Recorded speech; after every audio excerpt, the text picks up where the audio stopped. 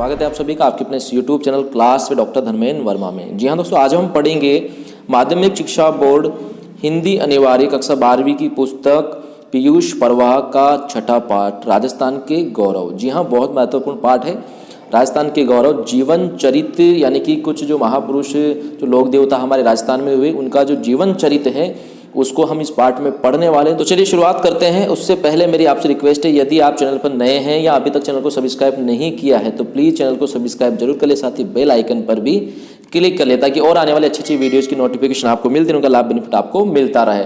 तो देखिए, और यहाँ पर मैं आपको बता दूँ कि इससे पहले यानी कि इस पुस्तक के सभी पाठ वीडियो के रूप में अपलोड कर दिए गए हैं, तो वो भी आप देख सकते हैं चैनल पर। साथ ही जो सृजन पुस्तक है वो भी कंप्लीट हो चुकी है, तो उसके वीडियो भी यदि आपने नहीं देखे तो चैनल पर जाकर आप देख सकते हैं। चलिए शुरुआत करते हैं। पाठ 6 जीवन चरित्र राजस्थान के गौरव।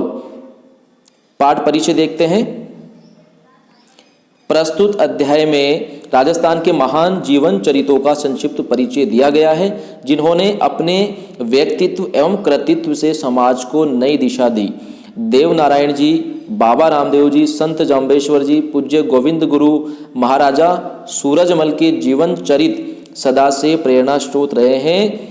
इन्हें जनमानस में अपार श्रद्धा प्राप्त है। सामाजिक समरसता की स्थापना, राष्ट्रीय स्वाधीनता, पर्यावरण संरक्षण एवं सामाजिक सुधार के क्षेत्र में इन्होंने अपना जीवन समर्पित किया, अतः इनके द्वारा दिए गए संदेश हमारे लिए अनुकरणीय हैं। तो ये था पाठ परिचय, जिसमें बताया गया कि किन किन महापुरुषों के बारे में हम पढ़ेंगे और क्यों पढ़ेंगे। चलिए बढ़ते हैं आगे। राजस्थान रणबांकुरों की धरती है। रणबांकुरों यानी कि युद्ध में जो श्रेष्ठता का प्रदर्शन करते हैं, यानी कि युद्ध वीर जो होते हैं उनको रणबांकुरे कहते हैं। राजस्थान युद्ध वीरों की रणबांकुरों की धरती है। एक से बढ़कर एक साहसी और तेजस्वी योद्धाओं ने इस धरती पर जन्म लिया है।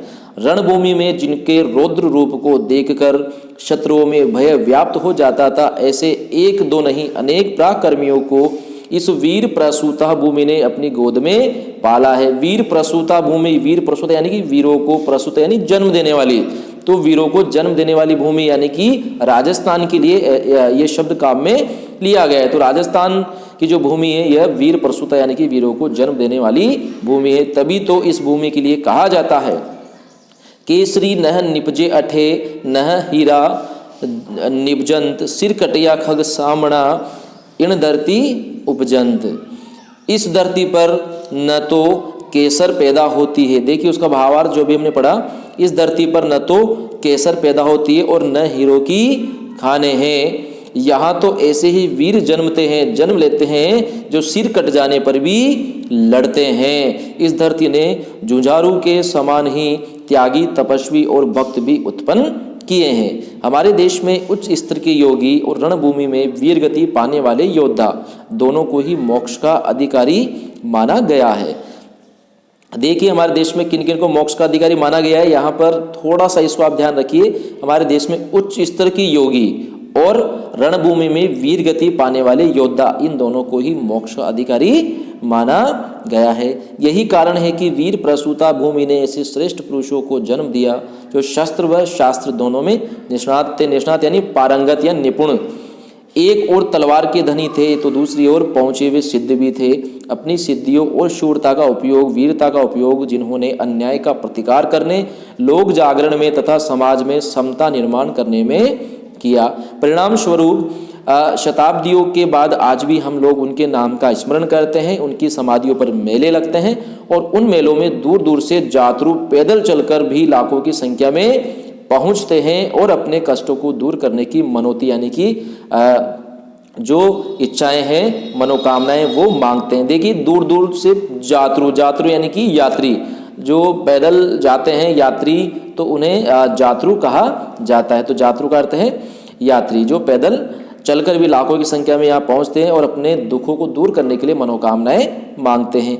ऐसे सभी यात्रुओं की सेवा में भंडारों का आयोजन कर सामान्य जन भी पलक पावड़े बिछाए तैयार रहते हैं। उनके थके मांदे लहूलुहान पैरों को गर्म पानी से धोना, उनकी मालिश करना, उनके लिए गर्मा गर्म चाय, अल्पाहार व भोजन की निःशुल्क व्यवस्था करने में बड़े धनिक और सामान्य जन अपने को धन्य मानते हैं। समाज बांधवों के कष्टों को दूर करने में अपना सौभाग्य समझना यह हमारा अहोभाग्य है कि ये हमें सेवा का अवसर दे रहे हैं। ऐसी श्रेष्ठ मानसिकता से सेवा कार्य में रत सेवारों को जब लगता है, सेवारों यानी कि सेवा करने वाले, कि ये हमें सेवा का अवसर दिए बिना ही आगे बढ़ना चाहते हैं, तो उनको रोकने का आग्रह देखते ही बनता है। जी हाँ, उनको रोकने के लिए बहुत प्रयास करते हैं, निवेदन करते हैं, आग्रह करते हैं।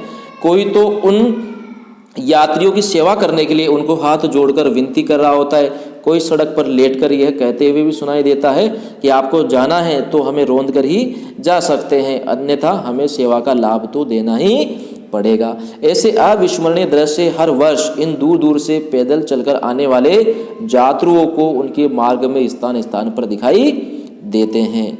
यह सब उन श्रेष्ठ पुरुषों के त्याग व तपस्या का ही फल है जो आज भी दृष्टिगोचर होता है।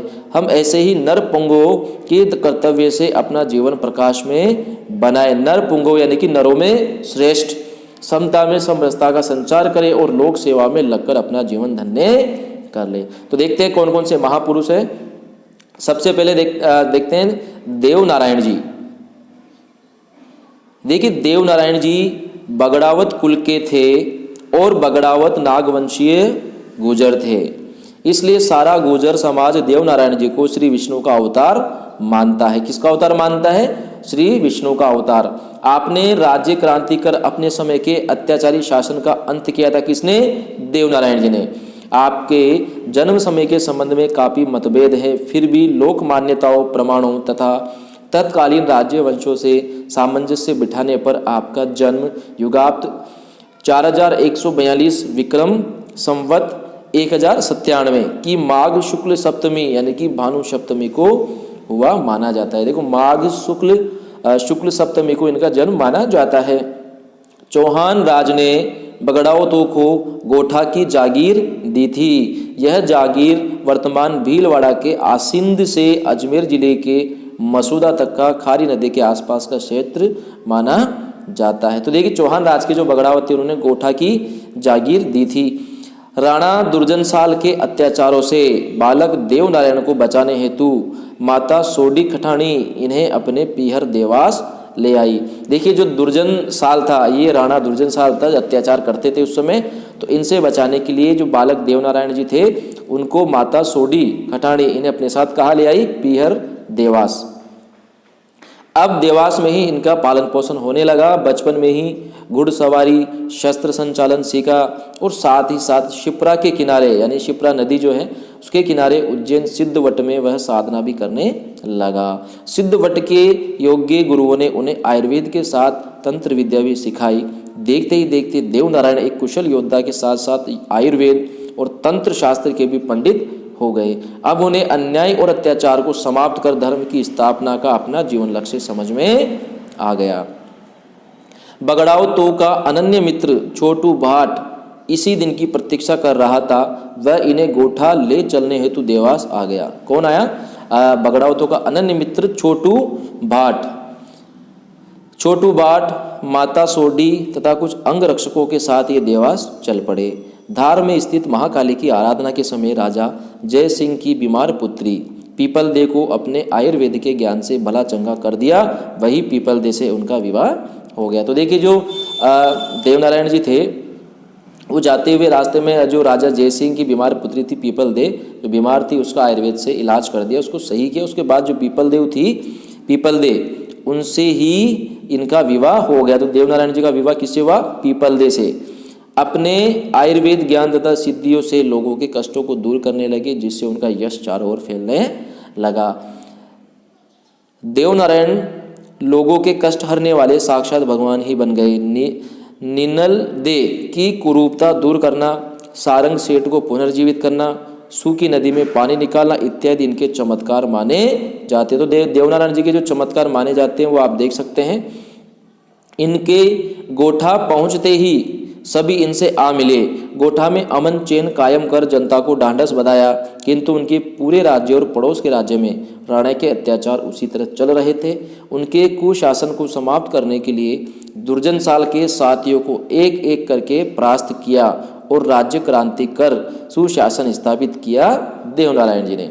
दूसरी इनकी महत्वपूर्ण देन यह भी है कि इन्होंने औषधि के रूप में गोबर और नीम का महत्व स्पष्ट किया। तुलसी की भांति नीम व गोबर के प्रतिदिन व्यवहार में लाने का सफल प्रयास आपने किया। इसी कारण आज भी इनकी पूजा नीम की पत्तियों से होती है।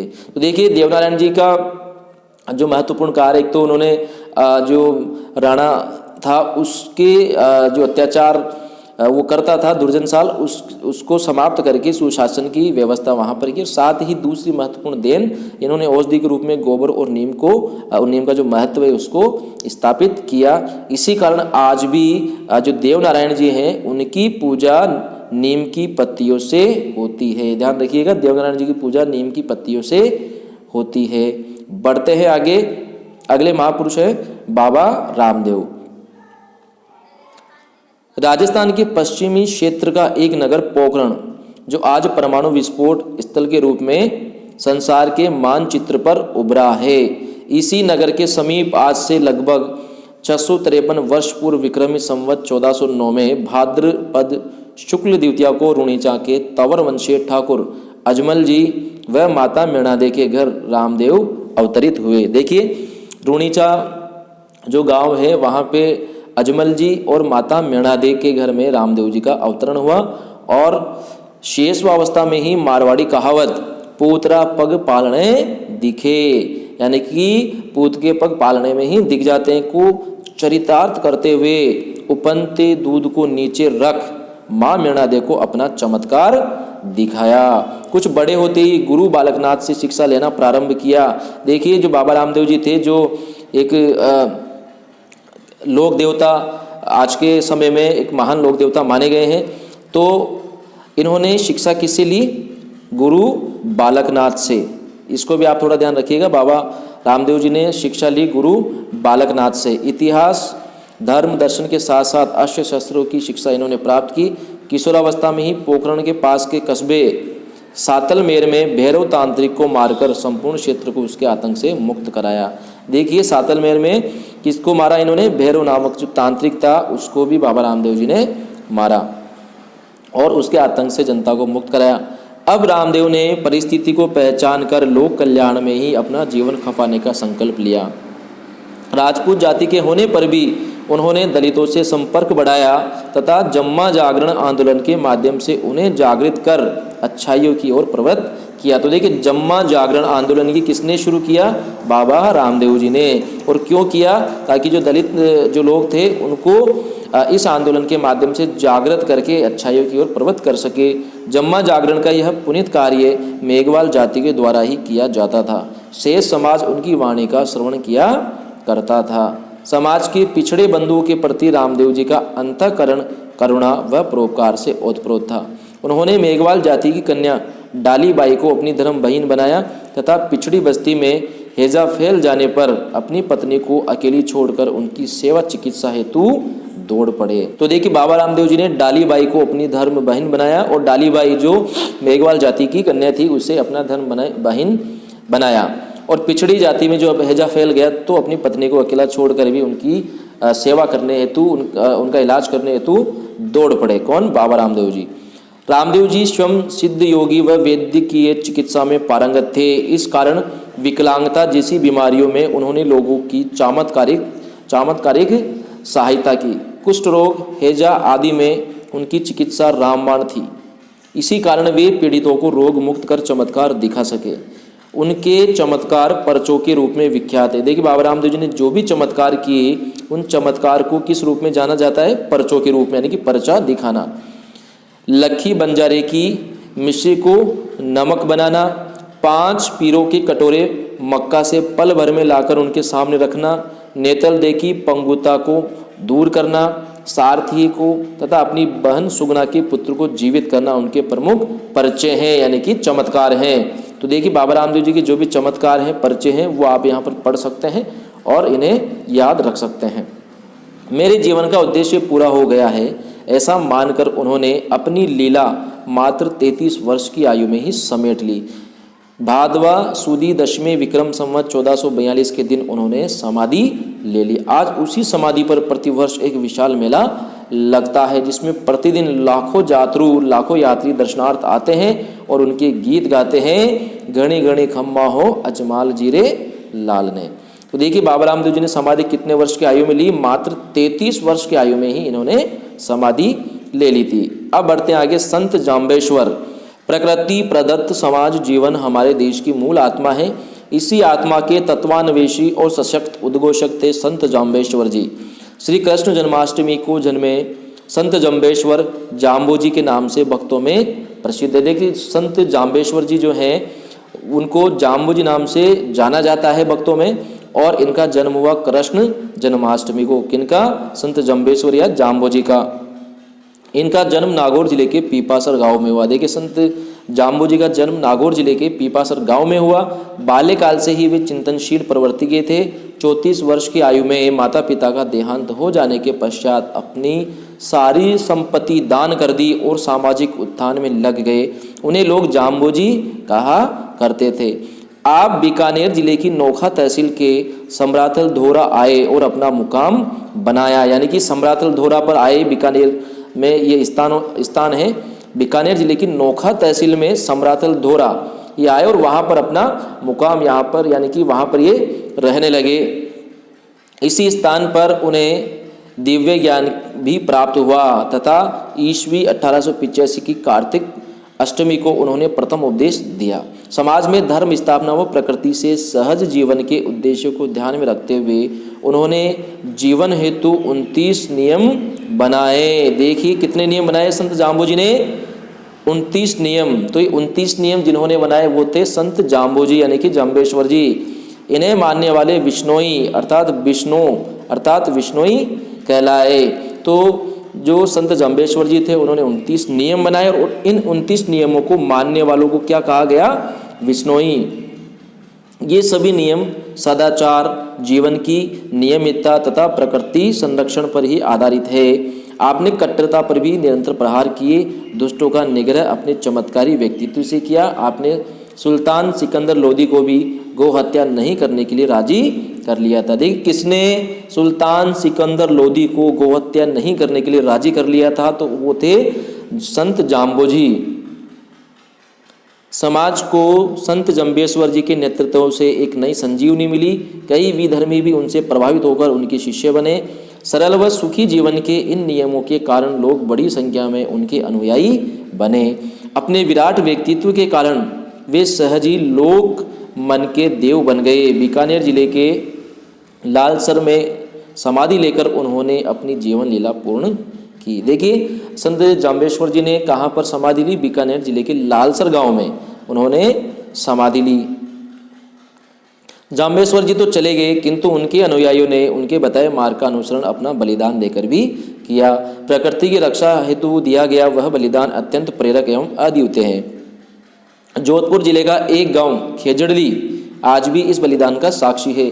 बात सन 1730 ईस्वी की है। जोधपुर महाराजा ने अपने सैनिकों को राज कार्य हेतु वृक्ष काटकर लाने को कहा।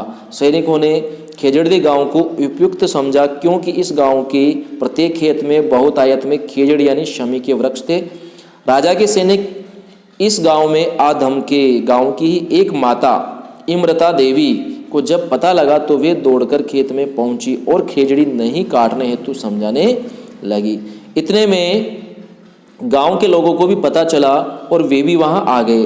राजा के सैनिक तो सत्ता मद में यानी कि नशे में, सत्ता के नशे में चूर थे।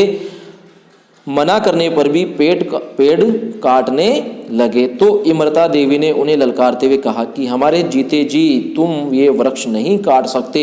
और गांव के लोगों को प्रेरणा देते हुए देखिए क्या कहा? सर साठे रूख रहे तो भी सस्ता जान, यानी कि सर कटाने के बाद भी यदि रूख यानी कि पेड़ बच जाए तो भी इसको सस्ता सौदा ही समझना चाहिए। ऐसा कह करके उन्होंने सभी को प्रेरणा दी, उत्साह बढ़ाया। सभी स्त्री पुरुष एक एक पेड़ के आगे खड़े हो गए। परम वीरांगना इमरता देवी, उनकी तीनों पुत्रियों असी, रत्नी व भागुबाई तथा पति रामोजी ने अपना बलिदान दिया। फिर तो गांव वाले भी पीछे नहीं रहे, एक के बाद एक वृक्ष की रक्षा करते हुए कटते गए। इस प्रकार उस दिन लगभग 363 लोगों का बलिदान उस खेजड़ली गांव में हुआ। वे सभी बलिदान करने वाले जाम्बेश्वर जी के ही अनुयायी थे।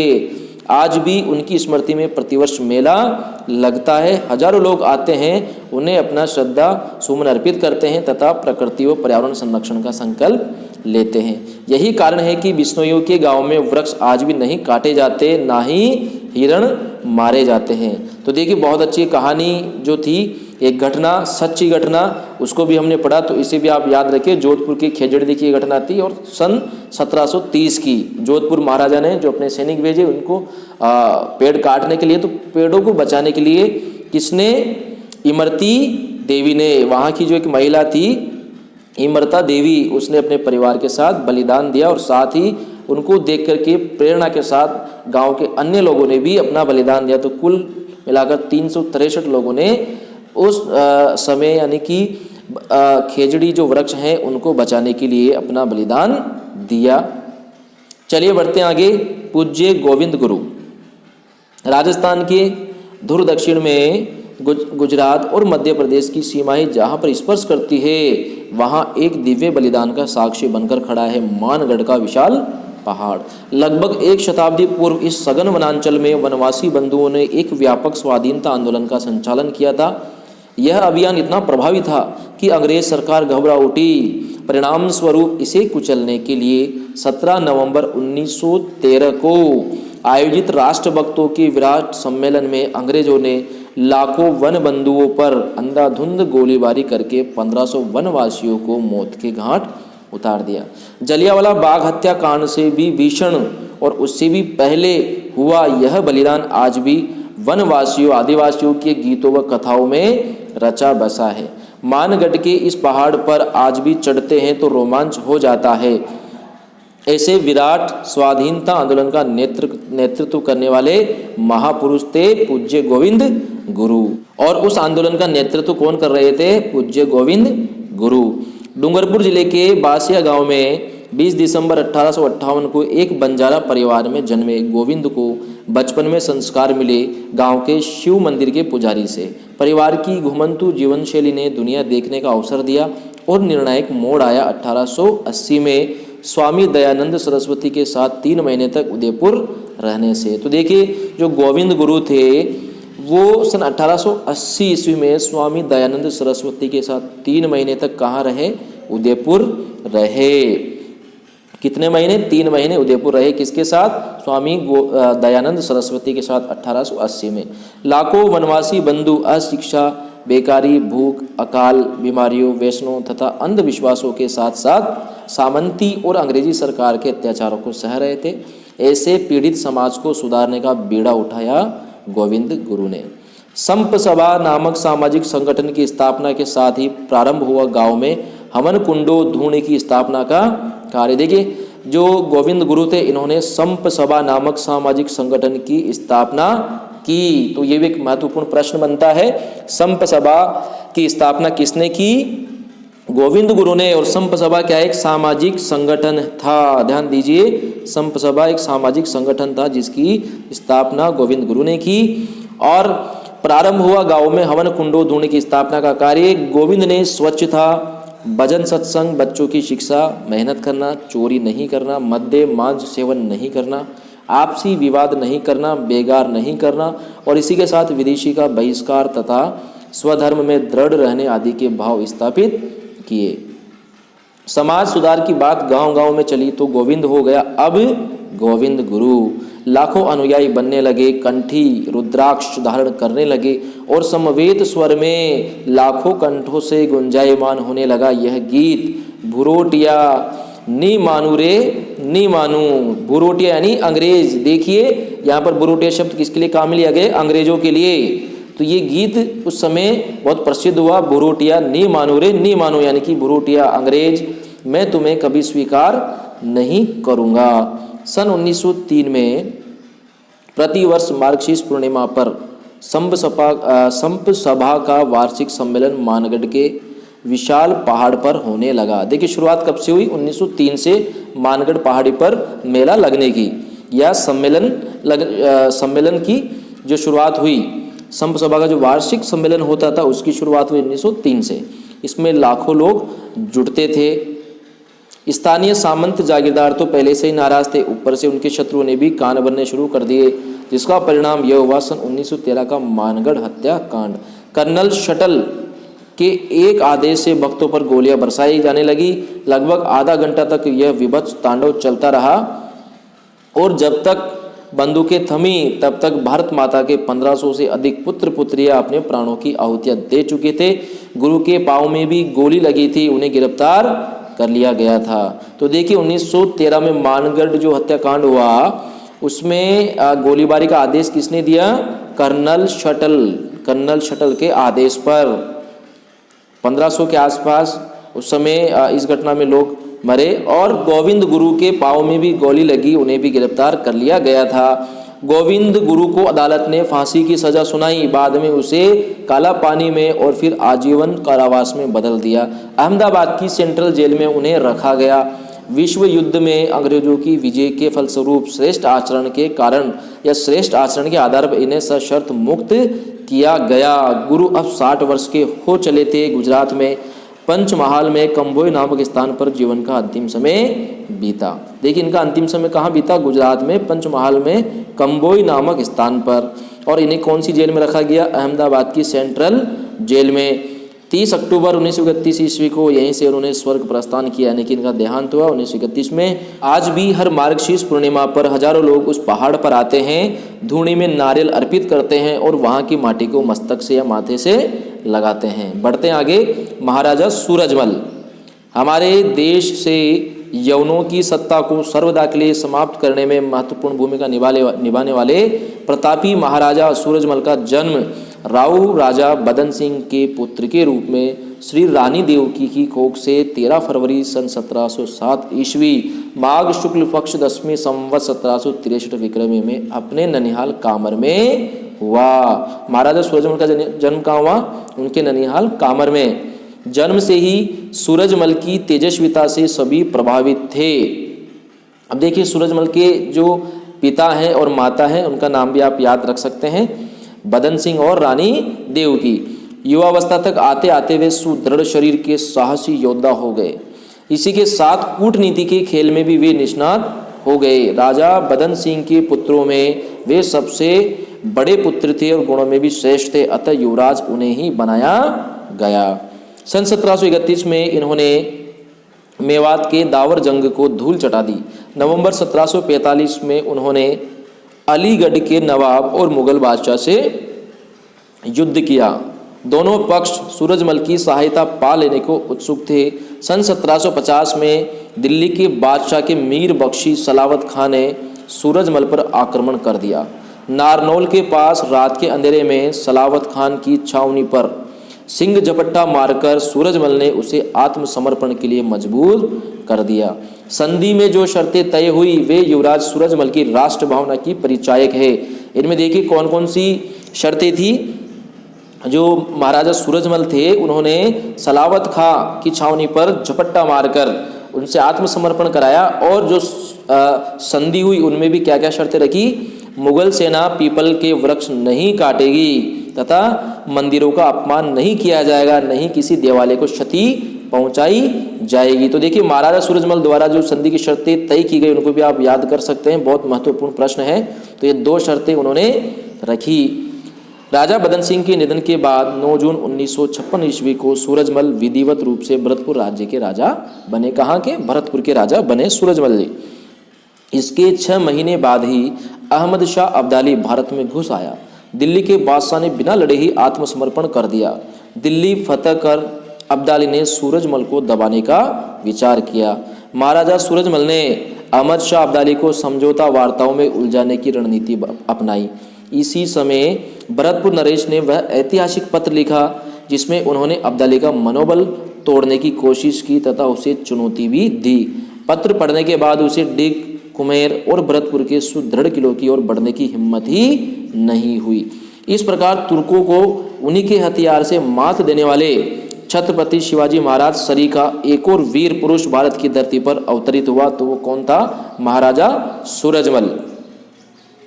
दिल्ली के मुगलों को पूरी तरह हटा देने का जिम्मा जब महाराजा सूरजमल पर आया तो पहले उन्होंने आगरा से मुगल सत्ता समाप्त कर किले पर अधिकार कर लिया।